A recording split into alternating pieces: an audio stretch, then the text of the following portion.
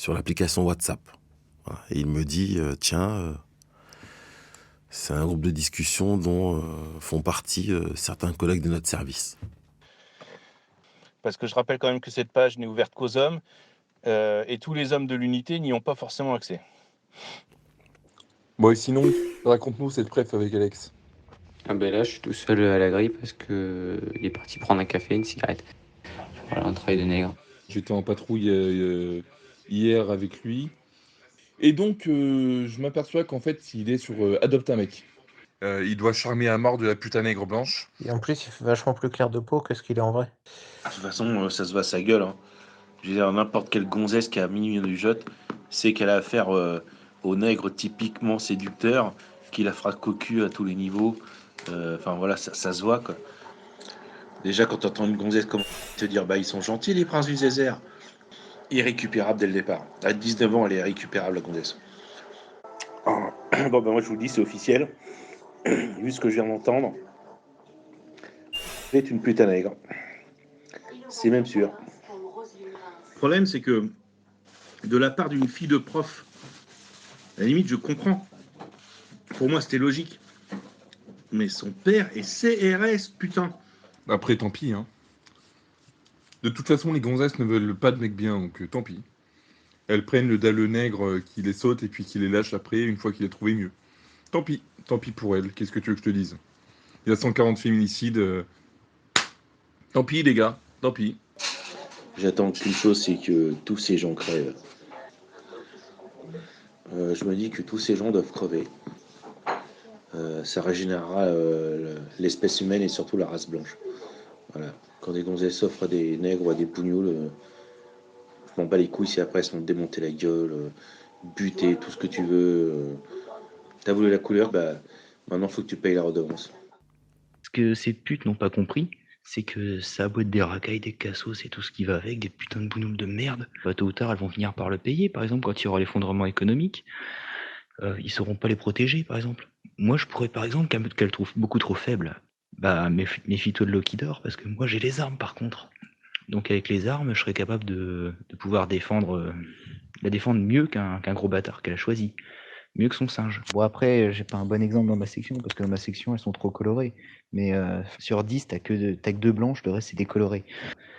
Mais si je leur dis que je suis fasciste, alors là, laisse tomber. Hein. Non seulement je suis emmerdé, mais il y en a plus aucune qui voudra me parler. Hein.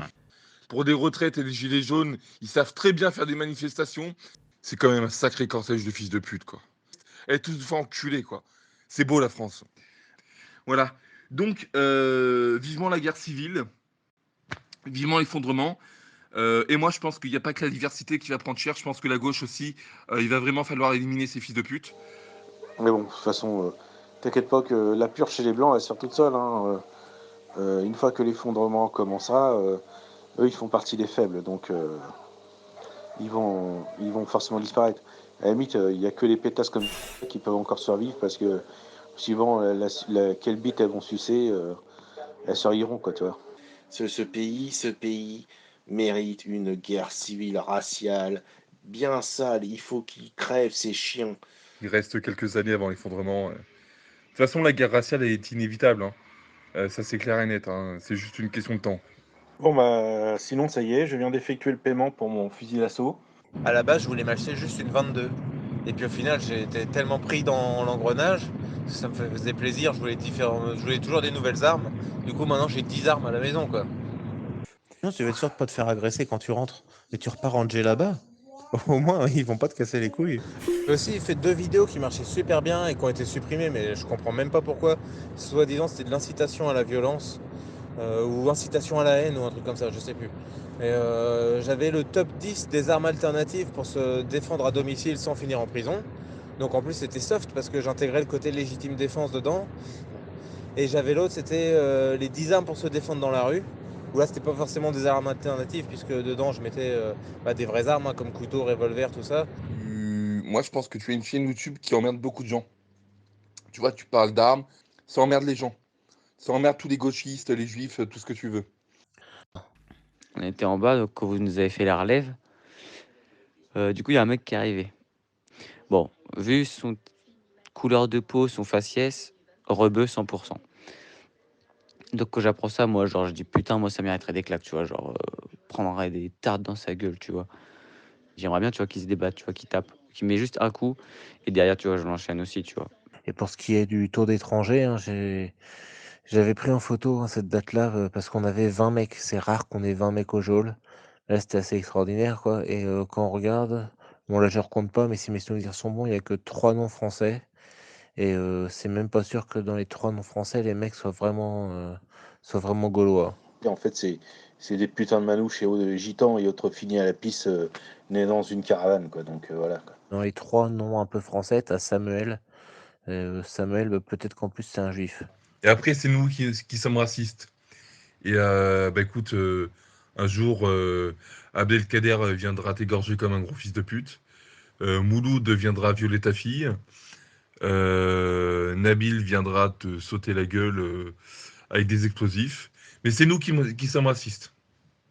Tout va bien dans ce monde. Malheureusement, je sais que on part sur une guerre civile et ça, c'est inévitable. Le problème, c'est qu'en fait, se voiler la face, c'est comme mettre un pansement sur une plaie qui s'infecte, quoi.